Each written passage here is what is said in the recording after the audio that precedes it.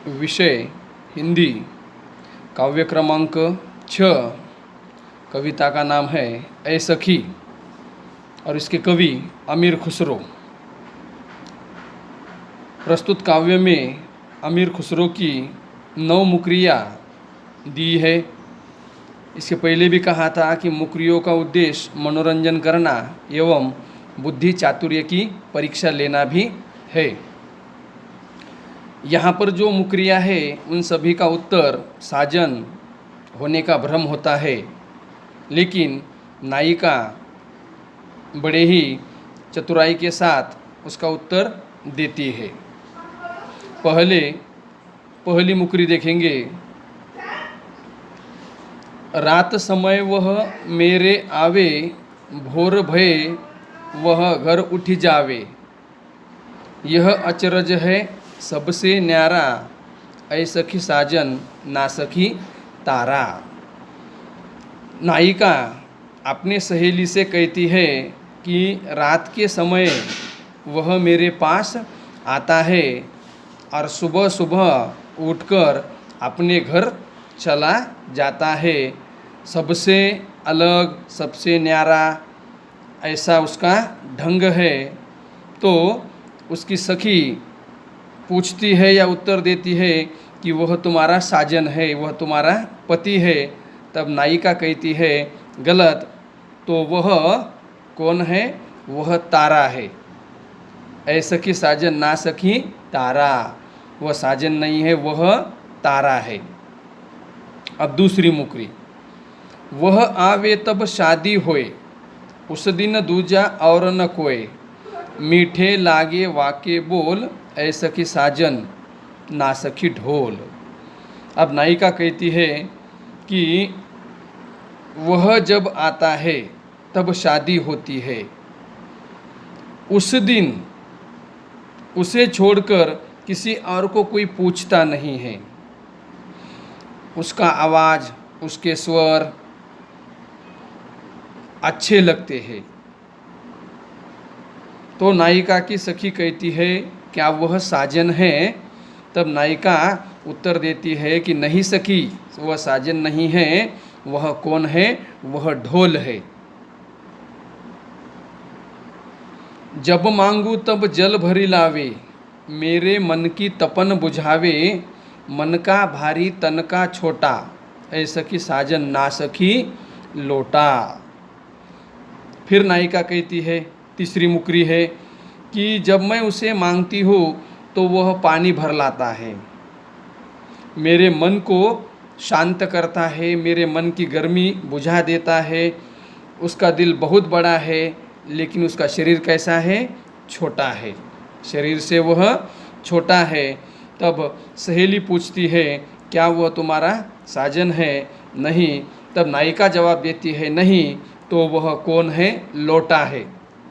लोटा जिसमें हम पानी भरकर लाते हैं। अब चौथी मुकरी है। बेर बेर सोवत ही जगावे। बेर बेर यानी पुनः पुनः, बार बार। बेर बेर सोवत ही जगावे, ना जागू तो काटे खावे। व्याकुल हुई मैं हक्की बक्की, ऐ सखी साजन ना सखी मक्खी।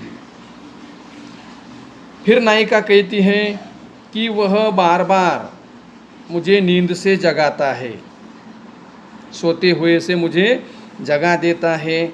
यदि मैं नहीं जागती तो वह मुझे काटता है, वह मुझे काटता है। इससे मैं विकल हो जाती हूँ, व्याकुल हो जाती हूँ, आश्चर्यचकित हो जाती हूँ। ऐसा कौन है?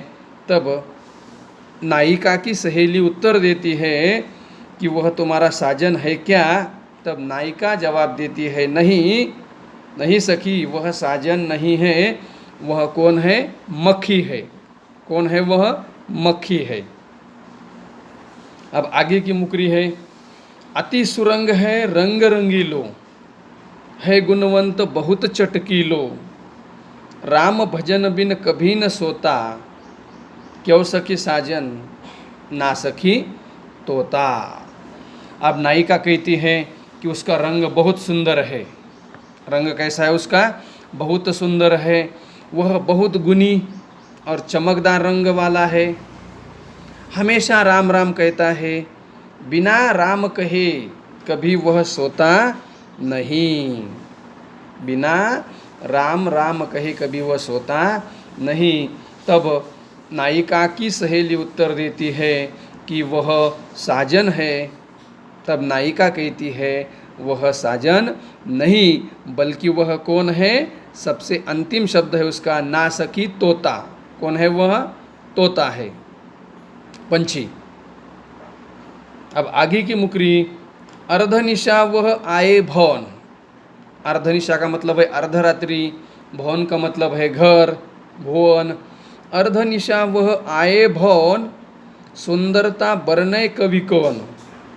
निरखत ही मन भयो आनंद, क्यों सखी साजन ना सखी चंद।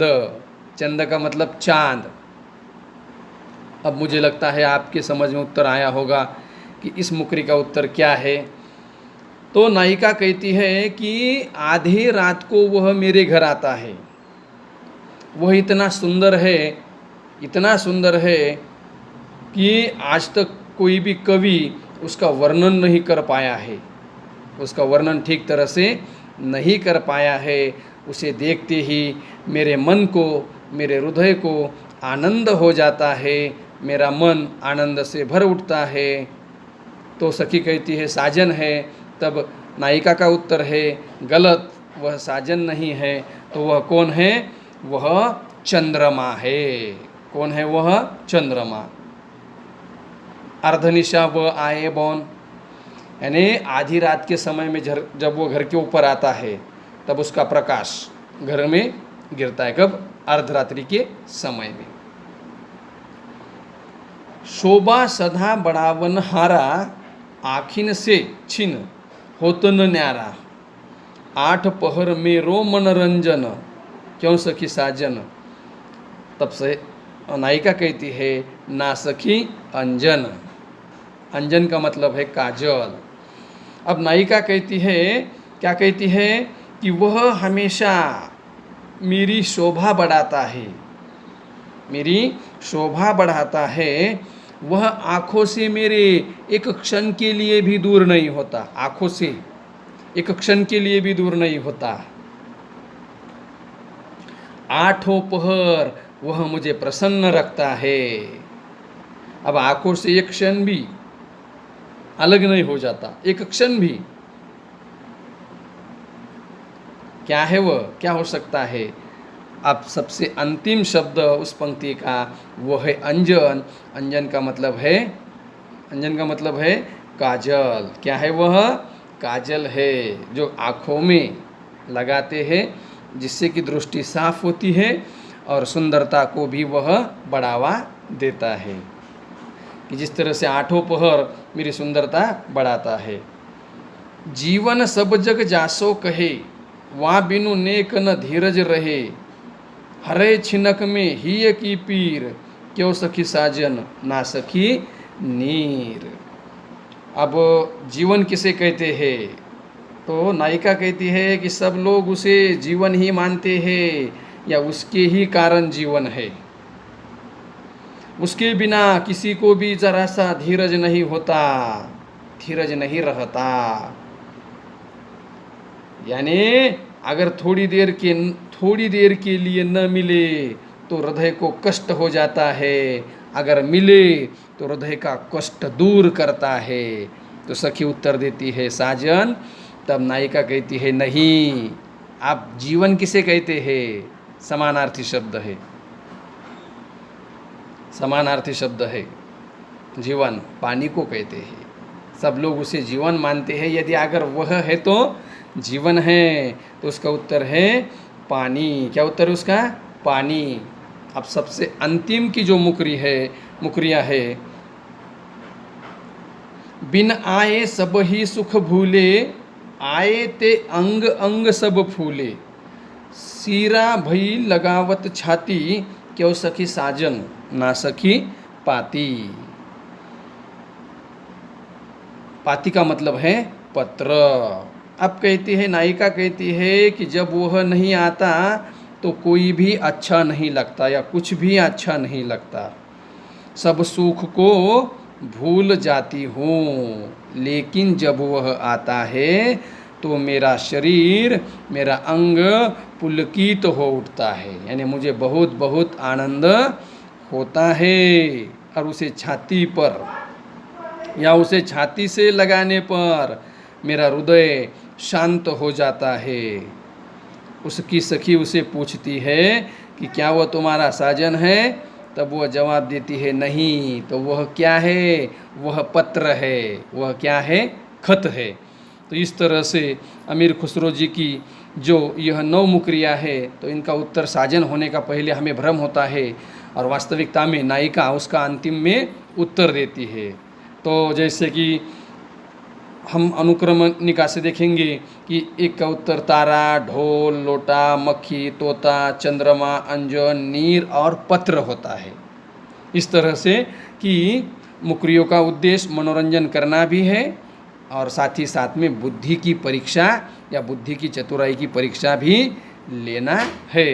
अब इस काव्य को आपको पढ़ना है, इसका अर्थ देखना है, आगे का पाठ आगे की पीढ़ियों में। तब तक यहाँ तक आपको स्वाध्याय भी लिखकर पूरे करने हैं।